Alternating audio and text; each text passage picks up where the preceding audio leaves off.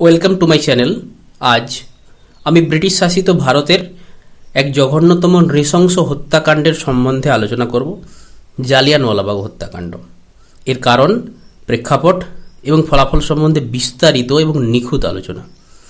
এই বিষয় থেকে অর্থাৎ রাওলাট আইন ও তার সম্বন্ধীয় জালিয়ানওয়ালাবাগের হত্যাকাণ্ড থেকে বিভিন্ন রাজ্য স্তর এবং সর্বভারতীয় স্তরের পরীক্ষায় বহু প্রশ্ন এসেছে ও আবারও আসবে। তাই এই ঘটনাটি শুরু থেকে শেষ পর্যন্ত আমাদের ছবির মতো স্পষ্ট করে নেওয়া উচিত। শুরু করার আগে নতুন ভিউয়ার্সদের অনুরোধ চ্যানেলটিকে সাবস্ক্রাইব করার জন্য। গান্ধীজি দক্ষিণ আফ্রিকা থেকে মাত্র 2 বছর ফিরেছেন। ঠিক সেই সময় অর্থাৎ 1917 থেকে 1918 সাল নাগাদ গান্ধীজি ভারতে সর্বপ্রথম সর্বভারতীয় মাপের এক সত্যাগ্রহ ঘোষণা করলেন। আমরা জানি গান্ধীজি অহিংসতায় বিশ্বাস করতেন। তিনি ভারতের অহিংসতার মাধ্যমে একদিন সত্যতার অনুসন্ধান হবে এটা ভাবতেন। এজন্য তার আন্দোলনকে সত্যাগ্রহ নামে ডাকা হয়। 1917 খ্রিস্টাব্দে ভারতের ব্রিটিশ সরকার একটি কমিটি গঠন করেন, যার চেয়ারম্যান হয় বিচারপতি সিডনি রাওলাট। তিনি ও তার এই কমিটি তদন্ত করবেন ভারতের রিভলিউশনারি ক্রাইম বা বিদ্রোহাত্মক অপরাধের জন্য। ব্রিটিশ সরকার চাইলেন যে ভারতে যখনই কোনো বিদ্রোহের সৃষ্টি হবে তখনই এই কমিটি উপযুক্ত কারণ ছাড়াই এই বিদ্রোহকে দমন করবে, যাতে করে ভারতীয়রা সারা জীবন ব্রিটিশের কাছে প্রধানত থাকে। এই রাওলাট আইনে বলা হলো যে 1. সন্দেহভাজন কোনো ব্যক্তিকে বিনা কারণেও গ্রেপ্তার করা যেতে পারে। 2. বারবার দেশদ্রোহমূলক সভা ও মিছিলের বিরুদ্ধে নিষেধাজ্ঞা। 3. বিনা বিচারে বন্দীকে আটক করে রাখা ও তার 2 বৎসর পর্যন্ত কারাবাস। 4. সরকারের বিচারের রায়ের বিরুদ্ধে উচ্চ আদালতে আপিল করা যাবে না। এই ছিল রাওলাট আইনের শর্তাবলী। গান্ধীজি এই বিলের তীব্র বিরোধিতা করেন। তিনি 24শে ফেব্রুয়ারি 1919 সালে বোম্বাইয়ে একটি প্রতিবাদী সত্যাগ্রহ সভা করেন। সেখানে আন্দোলনে অংশগ্রহণকারী সদস্যরা একটি লিখিত শপথ হস্তাক্ষর করেন। এখানে গান্ধীজি সত্যাগ্রহ আন্দোলনের 2 পক্ষ দেখা যায়। এক পক্ষ বিরোধিতা করেন, অপর পক্ষ মেনে নেন। এখন প্রশ্ন, কারা বিরোধিতা করেন? একদল উদারপন্থী এই সত্যাগ্রহের বিরোধিতা করেন। এদের মধ্যে ছিলেন সুরেন্দ্রনাথ ব্যানার্জি, দিনসা ওয়াচা, টিবি সপ্রু, শ্রীনিবাস শাস্ত্রী। এনারা ভাবেন যে এই সত্যাগ্রহ আগত সংবিধান সংস্কারকে প্রভাবিত করতে পারে। Annie Besant, এন.সি. কেলকার এবং জি.এস. খাপারদেও এই সত্যাগ্রহের বিরোধিতা করেন। এবার কারা গান্ধীজির রাওলাট সত্যাগ্রহকে মেনে নেন? অ্যানি বেসান্তের হোম রুল লীগের যুবক সদস্যরা মেনে নেন, যেমন যমুনা দাস দ্বারকাদাস, শঙ্করলাল ব্যাংকার, উমর সোভানি এবং বিজি হর্নিম্যান। 8ই এপ্রিল গান্ধীজি বোম্বে ছেড়ে দিল্লি এবং পাঞ্জাবে এই সত্যাগ্রহকে উৎসাহিত করার জন্য চলে যান।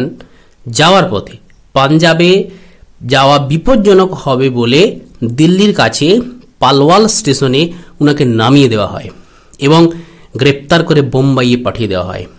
গান্ধীজির গ্রেপ্তারের প্রতিবাদে সারা দেশে আন্দোলন দেখা দিলেও পাঞ্জাব এবং অমৃতসরে সব থেকে বেশি জনতা এবং পুলিশের সংঘর্ষ বাধে।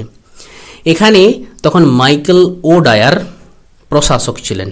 খাদ্যশস্যের মূল্যবৃদ্ধি, গদর বিপ্লব এবং হরতালের কারণে পাঞ্জাবের রাজনৈতিক আবহাওয়া অনেকটা গরম হয়ে উঠেছিল। ইতিমধ্যেই এখানে হিন্দু, মুসলিম এবং শিখরা একসাথে ঐক্যবদ্ধ হয়ে যান। 9ই এপ্রিল রামনবমীর দিনে 2জন স্থানীয় নেতা ডক্টর সৈফুদ্দিন কিচলু এবং ডক্টর সত্যপালের গ্রেপ্তারের প্রতিবাদে জনগণ ক্ষোভে ফেটে পড়ে। জনগণ রাগে বিভিন্ন জায়গায় আগুন ধরিয়ে দেয়। টাউন হল, পোস্ট অফিসে ভাঙচুর করে, টেলিগ্রাফের তার কেটে দেয়। জনগণ 5 জন ইংরেজকে পিটিয়ে মারে। মার্সেলা সারুট নামে এক ইউরোপীয় মহিলা সাইকেল চালিয়ে যাওয়ার পথে প্রহৃত হন। ইংরেজ সৈন্যরা বাধ্য হয়ে জেনারেল ডায়ারের কাছে জনগণকে শান্ত করার আদেশ চায়। এখানে সৈফুদ্দিন কিচলুর সম্বন্ধে 2-একটা কথা না বললেই নয়। সৈফুদ্দিন কিচলু 1888 খ্রিস্টাব্দে জন্মগ্রহণ করেন এবং 1963 খ্রিস্টাব্দে মারা যান। উনি একজন আইনজীবী ছিলেন। কিচলু ইন্ডিয়ান ইউথ কংগ্রেস এবং জামিয়া মিলিয়া ইসলামিয়া ইউনিভার্সিটির প্রতিষ্ঠাতা ছিলেন। উর্দু সংবাদপত্র তানজিম এর সম্পাদক ছিলেন।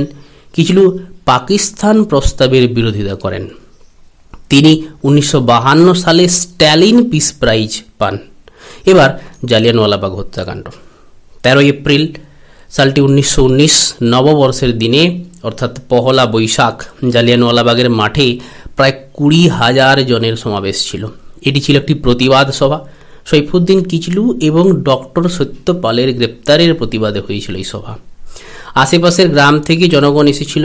ওনারা জানতেন না যে সভা সমিতির উপর সরকার নিষেধাজ্ঞা জারি করেছে। এমন সময় সভা চলাকালীন জেনারেল ডায়ার সদল বলে মাঠে হাজির হন। মাঠের 3 দিকে রাস্তা বন্ধ করে একদিকে সরু রাস্তা খুলে রেখে অতর্কিতে 10 মিনিট ধরে প্রায় 1600 রাউন্ড গুলি নিরস্ত্র জনগণের উপরে চালান। এতে মানুষ ভীত সন্ত্রস্ত হয়ে বিভিন্ন দিকে ছুটতে থাকে। পায়ে পিষ্ট হয়ে কিছুজন মারা যায়। গুলির আঘাতে সরকারি হিসেব মতো 379 জন মারা যান, বেসরকারি হিসাবে প্রায় 1200 জন। ওই রাত্রেই সান্ধ্য আইন জারি করে ইংরেজ সরকার কাউকে বাড়ির বাইরে বেরোতে দেননি। মাটিতে বুক দিয়ে সাপের মতো চলতে বাধ্য করা হয়। রৌদ্রে ঘন্টার পর ঘন্টা মানুষকে দাঁড় করিয়ে রাখা হয়। আকাশ থেকে বোমা নিক্ষেপ করা হয়। জালিয়ানওয়ালাবাগের এই নৃশংস হত্যাকাণ্ড সারা দেশের মানুষের হৃদয়ে দোলা দিয়ে যায়। রবীন্দ্রনাথ ঠাকুর এর প্রতিবাদে নাইটহুড বা স্যার উপাধি ত্যাগ করেন। 30 মে 1919 সালে গান্ধীজি একে হিমালয়ান ব্লান্ডার বা পর্বত প্রমাণ ভুল বলে দাবি করেন।